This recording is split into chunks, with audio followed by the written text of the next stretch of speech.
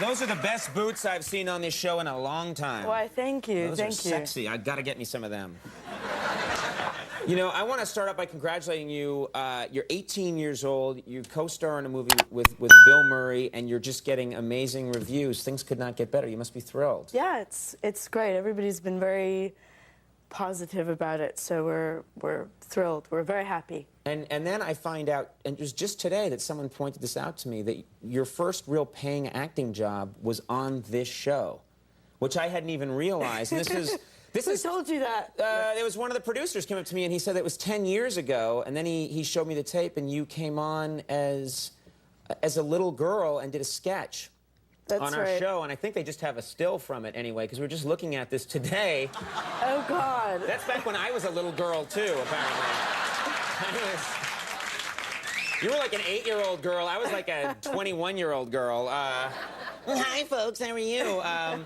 But I watched the sketch, and you were great. You were very poised, and I'm realizing now I should have grabbed onto your coattails then. It was a very embarrassing piece of acting to look back on it now. But I remember, this big red-headed man, and this big red-headed man. It sounds like you're talking to the police. It was this big red-headed man. And I remember Andy after the show. He was just thrilled that I was his biggest fan at the time, and gave me this, signed picture, and I still have it. And it's, He carried those around with him back then. Apparently, yeah. That is so cool, though. I just looked back on that and I thought, wow, this is amazing. And now in this movie, you play someone who runs into. It takes place in Japan, and you run into Bill Murray, who is playing a big American star who's gone over there to shoot a commercial in Japan, which a lot of big American stars do. Yes, that's true, actually. I mean, I think we actually got it. I think Sophia had seen, Kevin Costner in a, I don't know, a tampon commercial or something. Well, that's a terrible image, but, I mean, everybody does, everybody Kevin Costner is selling tampons in Japan? Well, Yeah. Somebody has to. Right. Somebody's got to do it, and Costner's like, I'll do it. What? It's such a weird image. But it's true, is that, movie stars go, I mean, Charlie, you did that right? Yes, I did. Yeah, I sold air conditioners. And, This was door to door, actually. Absolutely, yeah. Yes. And shoes. Shoes, really? Yes, and cigarettes. And the appeal over there is that actors get self-conscious about, I don't want to be in a commercial, but if you do it over there, no one will see it. Right, nobody ever sees it except for, other actors looking to make a big buck, I guess, So it's, those are the only people that ever go, what? So when you were over there, Charlie, if you're over there, you'll see Charlie's, air conditioning commercial, and he'll see Costner's tampon commercial. And we just don't sit, and nobody wants to say anything, so they just keep it hush-hush, Right. Well, that's cool, and now we've blown the lid off this whole thing. Yeah. Now, you mentioned Sophia. This is Sofia Coppola, who directed this movie. Mm-hmm. And I'm wondering if it is more comfortable for you to be directed by a woman than it is to be directed by a man. Is there a difference there? Are there ways in which it's easier if a woman's directing you? Well, I mean, it makes. I guess it makes a difference. I mean, it depends on the person, really. But right. I mean, certain scenarios, like the opening shot of the film is my my beautiful backside in sheer pink underwear, and I was very sort of nervous. Thank you. Yeah, there are a lot of film buffs turned out here tonight.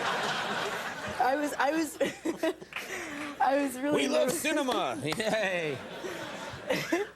I was really nervous about doing it, so Sophia said, "Oh well," I said I don't want to wear the underwear, and she said, "Fine, I'll try the underwear on, and if you still, if you can't stand it, then of course you don't have to do it." And that was kind of nice, as opposed to I don't know, Bob Redford putting on sheer pink underwear, which is.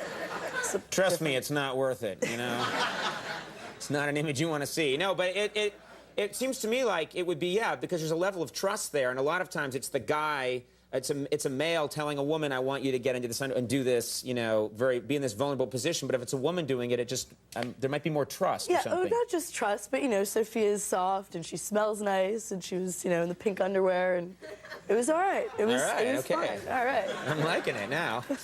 We have a... You paint a great picture here, yeah. We have a clip here from Lost in Translation, and which scene is this in the movie? Well, apparently this is Bill and I have seen each other in the hotel. We're at the Park Hyatt in Tokyo, and And, you know, he's this tall American guy, and I'm this small American girl, and we recognize something in each other, and we are meeting at the bar for really the first time. Okay, let's take a look at this clip from Lost in Translation. There's such a nice, natural thing happening between you two. Thank you. Thank you. Lost in Translation is now playing in select theaters, and then it's expanding further in the weeks ahead. And people are talking so much about this film that I have no doubt it's just going to be everywhere. But people should go and see it. And it's just, I guess it's been 10 years, but things are going so great for you. Congratulations. Thank it's really you. nice. Thank you very much. Yeah, good to have you here. Scarlett Johansson, everybody. We'll be right back. My Morning Jacket is just around.